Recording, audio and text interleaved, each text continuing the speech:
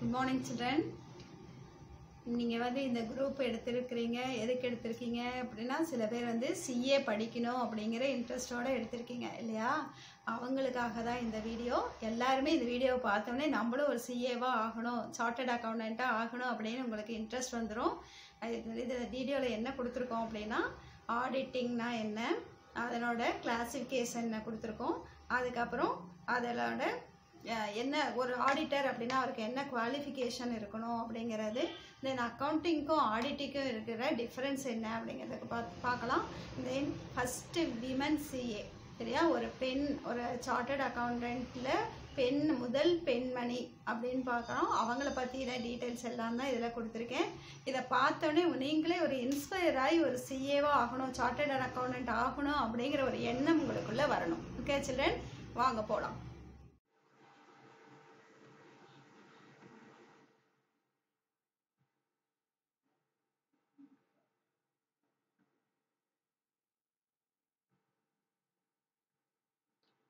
What is auditing? Financial auditing is the process of examining an organization's financial records to determine if they are accurate and in accordance with any applicable rules, regulations and laws. என்னன்னு பார்த்தோம்னா auditing அப்படின்னா தணிக்கையியல் அப்படின்னு சொல்றோம். Okay children, தமிழ்ல வந்து என்னன்னு சொல்லணும், தணிக்கையியல் அப்படின்னு சொல்லணும். இது என்ன சொல்லியிருக்காங்க அப்படின்னா financial auditing is the process of examining an organisation's financial records to determine if they are accurate and in accordance with any applicable rules, regulations and laws. ஒரு நிறுவனத்தில், ஆர்கனைசேஷன்ஸ் அப்படின்னா ஒரு அமைப்பில் அவங்களுடைய நிதி நடவடிக்கைகளை, நிதி சார்ந்த நடவடிக்கைகளை அக்யூரேட்டா சரியான முறையில் பதிவு செய்திருக்கிறார்களா, அதே மாதிரி in accordance with any applicable rules, regulations and laws, சட்டப்படி விதிமுறைகளின்படி பதிவு செய்திருக்கிறார்களா என்று ஆய்வு செய்யக்கூடிய ஒரு செயல்முறை தான், தீர்மானிக்கக்கூடிய ஒரு செயல்முறை தான் என்னன்னு சொல்றோம்னா தணிக்கையியல், ஆடிட்டிங். சரியா, அக்யூரேட்டா பண்ணியிருக்காங்களா, அதே மாதிரி ரூல்ஸ் அண்ட் ரெகுலேஷன்ஸ் படி அதை பதிவு பண்ணியிருக்காங்களா அப்படின்னு அந்த அதை சரிபார்க்கக்கூடிய ஒரு செயல்முறை தான் என்னன்னு சொல்றாங்க ஆடிட்டிங், தணிக்கையியல். Okay children, types of audit. Audit can be classified into two types, internal audit and external audit. Internal audit அப்படின்னா என்னன்னு பார்த்தோம்னா பாருங்க, internal auditing is the independent and objective evaluation of an organization's internal controls to effectively manage risk within its risk attitude.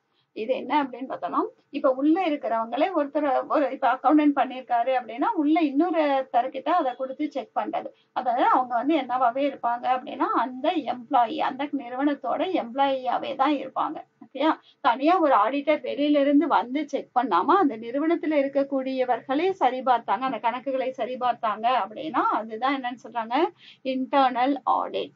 ஓகேயா, then external audit. An external audit defined as a company audit which is performed by a party which is not a department or employed by business to be audited or very commonly performed. இது வந்து external audit தான் பொதுவா நடக்கக்கூடியது. External audit அப்படின்னு பார்க்கறது என்னன்னா, அந்த நிறுவனத்துல அந்த தொழில்ல அவங்க வந்து அப்பாயிண்ட் பண்ணாம, அந்த நிறுவனத்திலோட நிர்வாக மேனேஜ்மெண்ட் அப்பாயிண்ட் பண்ணாம அந்த நிறுவனத்தோட ஊழியரா இல்லாம வெளியில இருந்து ஒரு ஆடிட்டர் வந்து செக் பண்ணாங்க அப்படின்னா அததான் என்னன்னு சொல்றது அப்படின்னா எக்ஸ்டர்னல் ஆடிட். அவர் வந்து இந்த கம்பெனில முழு நேர ஆடிட்டரா, தணிக்கையாளரா இருக்க மாட்டார். அவர் பல நிறுவனங்களோட கணக்குகளை தணிக்கை செய்யக்கூடியவரா இருப்பார். ஓகேயா, முழு நேரமா அந்த நிறுவனத்திலேயே அவர் வந்து பணி செய்யக்கூடியவரா இருக்க மாட்டாங்க எக்ஸ்டர்னல் ஆடிட்ல.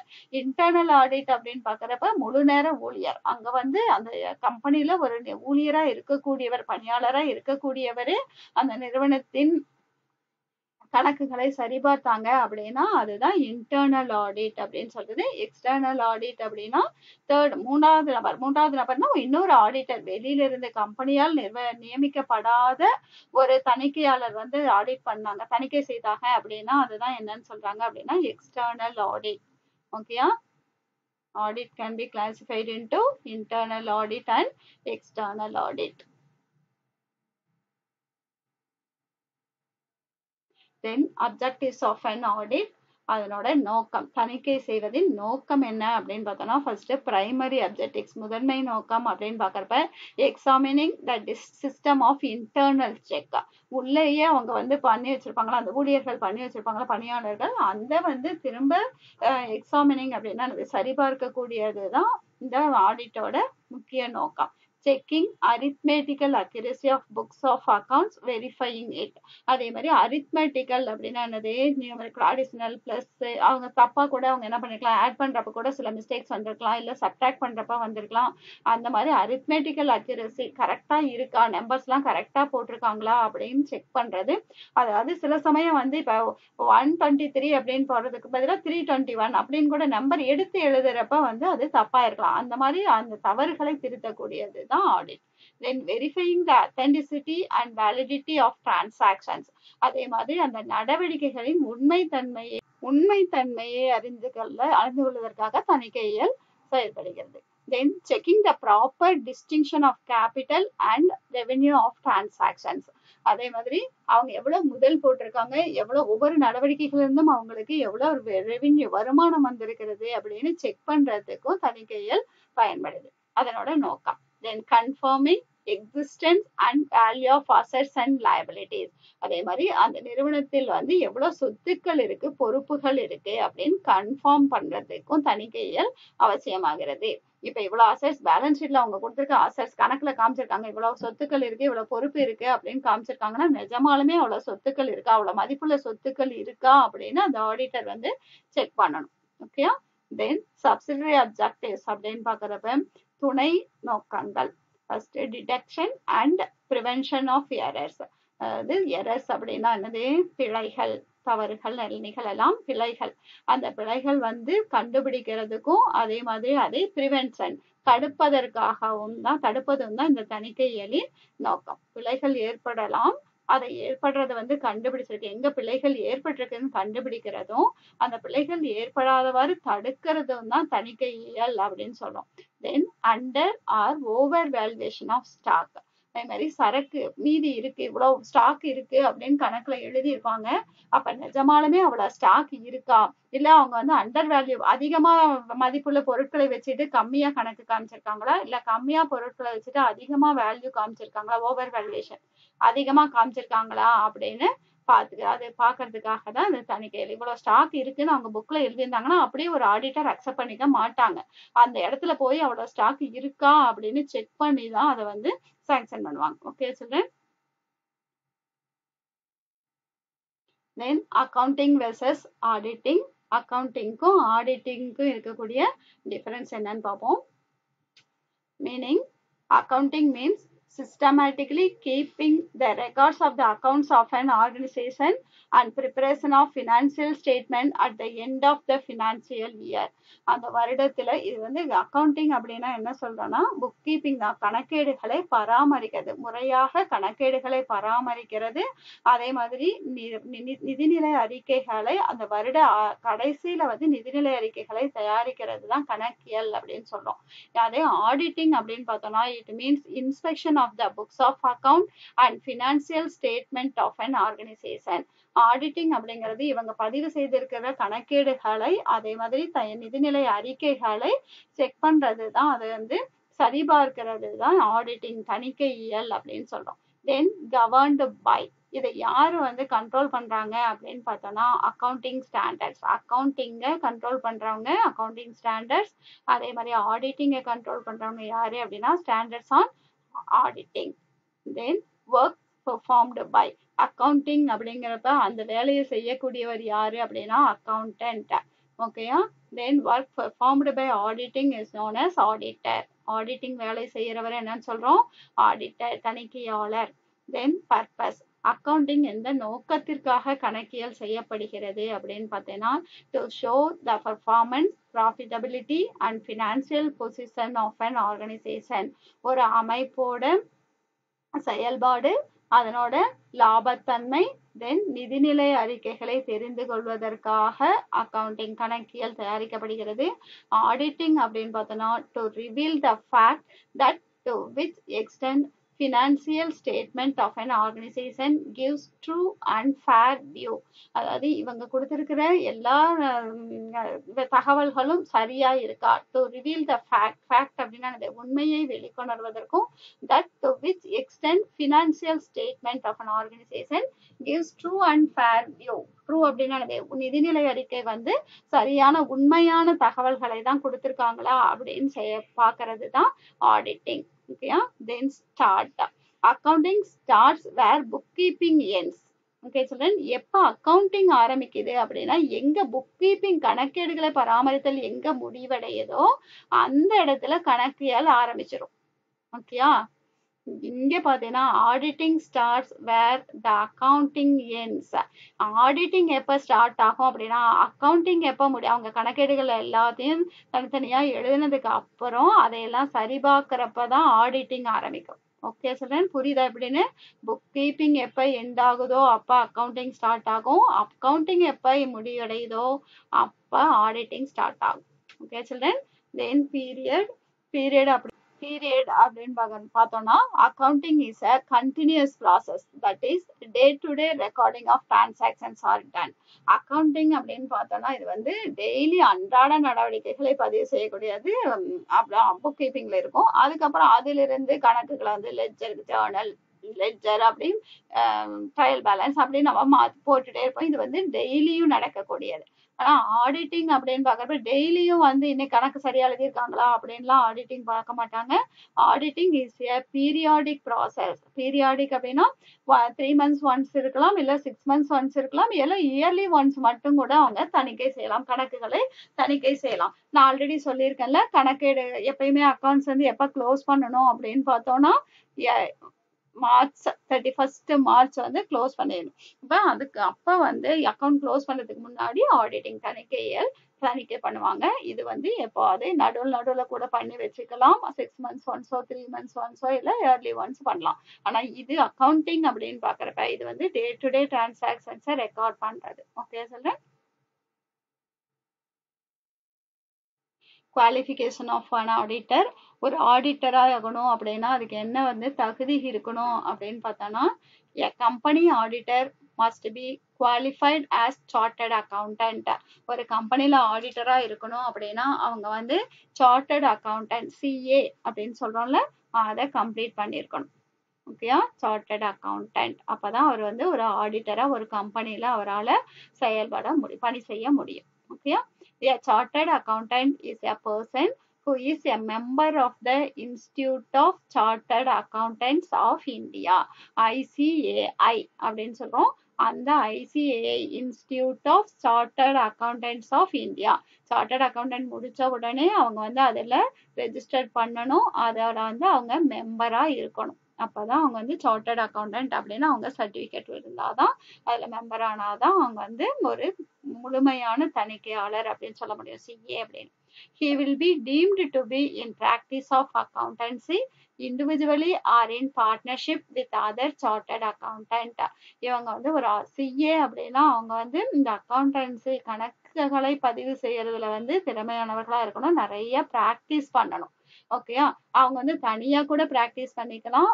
சில கேள்விப்பட்டிருப்பீங்க, நான் ஆடிட்டரா பிராக்டிஸ் பண்ணிட்டு இருக்கேன், இல்ல ஒரு ஆடிட்டர் கிட்ட பிராக்டிஸ்ல இருக்கேன் அப்படின்னு. நம்ம CA படிக்கிறப்பயே வந்து ஒரு 3 years ஒரு ஆடிட்டர் கிட்ட செய்யணும். அந்த கோர்ஸோட இதுலயே இருக்கு, உங்களுக்கு 3 years அவங்களுக்கு கீழே பணி செய்யணும். அது மாதிரி அவங்க வந்து இப்ப முடிஞ்சதுக்கு அப்புறம் கூட இண்டிவிஜுவலா பிராக்டிஸ் பண்ணலாம், or in partnership with other chartered accountant. இன்னொரு சீனியர் சார்ட்டர்ட் அக்கௌண்டன்ட் கிட்ட இவங்க வந்து பார்ட்னர்ஷிப், அவரோட சேர்ந்தும் இவங்க வந்து பிராக்டிஸ் பண்ணலாம். Okay,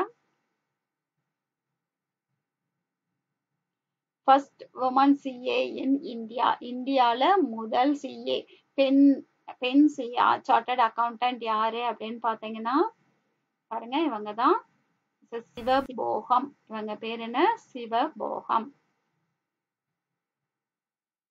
R Sivabogam born 23rd July 1907 in India. அவங்க எப்ப பிறந்தாங்க அப்படின்னா 1907ல ஜூலை 23rd இந்தியால பிறந்திருக்காங்க. சிவபோகம் is a professional, was the first woman chartered accountant of India. அவங்க தான் முதல் பெண் chartered accountant. ஓகே, ஞாபகம் வச்சுக்கோ, சிவபோகம். Okay, children.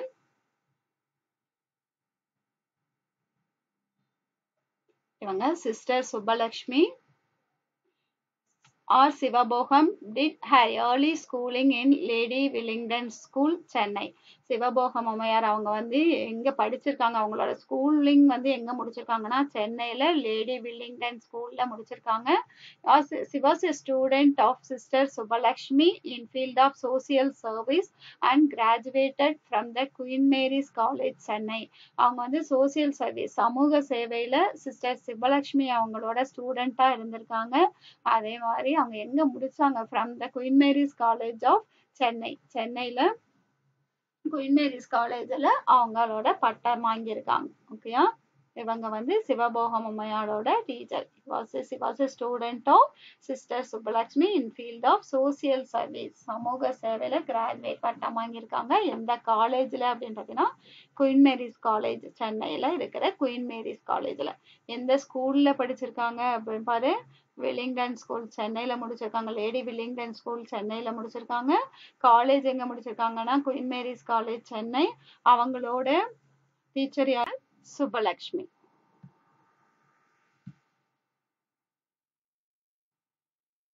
She participated in non-cooperation movement launched by Mahatma Gandhi and was imprisoned for a year. Mahatma Gandhi அவர்கள் நான் cooperation movement ஒத்துழையாமை இயக்கம் தொடங்கினப்ப அதுல இவங்க பார்ட்டிசிபேட் பண்ணியிருக்காங்க. அதுக்கு அப்ப வந்து அவங்கள இம்ப்ரிசன்ட் கைது செய்யப்பட்டு 1 வருடம் அவங்க எங்க இருந்திருக்காங்கன்னா ஜெயில இருந்திருக்காங்க, 1 வருஷம். ஓகேயா, யாரு, சிவபோகம் அம்மையார். She participated in non-cooperation movement launched by Mahatma Gandhi. After her release, Sivabhogam registered for government diploma in accountancy and created history by becoming the first Indian women accountant in 1933. அவங்க அங்கிருந்து இம்ப்ரிசன், அவங்க 1 year அங்க ஜெயில இருந்துட்டு release ஆன உடனே அவங்க எங்க சிவபோகம் அம்மையார் வந்து என்ன பண்ணிருக்காங்கன்னா registered for government diploma in accountancy.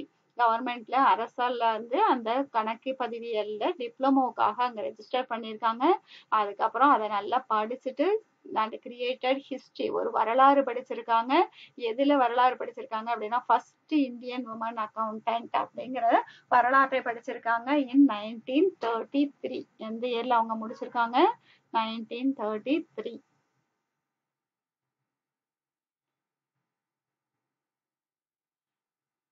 சிவபோகம் remind single. அவங்க வந்து மேரேஜ் பண்ணிக்கல, அவங்க தனிமையா தான் இருந்திருக்காங்க. ஒன்லி காதி, அவங்க எப்பயுமே கதராடை உடுத்தி இருந்திருக்காங்க. Travelled by bus throughout her life. அவங்களோட வாழ்நாள் முழுவதும் அவங்க வந்து பஸ்ல தான் பயணம் செஞ்சிருக்காங்க. சார்ட்டன் ஒரு சிஏ அப்படின்னா அப்ப எவ்வளோ ஒரு பெருமை வாய்ந்த ஒரு தொழில் இல்லையா, அதுல எவ்வளவோ சம்பாதிச்சிருக்கலாம், அவங்க சம்பாதிச்சிருக்கலாம்ல. ஆனா இப்ப அவங்க எப்படி இருந்திருக்காங்க அப்படின்னா வெறும் கதராடை அணிஞ்சிருக்கிறாங்க. ஃப்ரீடம் மூவ்மெண்ட்ல எல்லாம் பங்கேற்று இருக்காங்க. அதே மாதிரி எப்பவுமே வந்து அவங்க பஸ்ல தான் போயிட்டு இருந்திருக்காங்க. கார் எல்லாம் அப்படியெல்லாம் அந்த வசதி வாய்ப்புகளோட அவங்க இல்லை. truly paved the way for future women auditors. அவங்க வந்து ஒரு வழிகாட்டியா இருந்திருக்காங்க. யாருக்கு அப்படின்னா எதிர்காலத்தில் வரக்கூடிய பெண் தணிக்கையாளர்களுக்கு ஒரு வழிகாட்டியா இருந்திருக்காங்க. ஓகே சில்ட்ரன், இவங்களை பார்த்ததுமே உனக்கு நீ இன்ஸ்பயர் ஆயிடணும். அடுத்து நம்மளும் இவங்கள மாதிரி ஒரு ஹிஸ்டரி படிக்கணும், ஒரு வரலாறு படிக்கணும். நம்மளும் வந்து ஒரு சார்ட்டர்ட் அக்கௌண்டன்ட் ஆகி உண்மையா நம்மளோட திறமையை வந்து நம்ம வெளிக்கொண்டு வரணும். எல்லாத்தையும் உண்மையா இருக்கணும். அதாவது ஏமாத்தி கணக்கெல்லாம் அப்படியெல்லாம் எழுதக்கூடாது. சரியான முறையில சரியா வந்து தணிக்கை செஞ்சு ஒரு நல்ல ஃபேமஸான ஒரு சார்ட்டர்ட் அக்கௌண்டன்ட்டா நம்ம வரணும் அப்படிங்கிற ஒரு எய்மோட நீங்க வந்து கிளாஸுக்கு வரணும். ஓகே சில்ட்ரன், நீங்க எல்லாருமே ஒரு சார்ட்டர்ட் அக்கௌண்டன்ட்டா வரணும் அப்படிங்கிற வாழ்த்துக்களோட நான் இந்த வீடியோவை முடிக்கிறேன். தேங்க்யூ.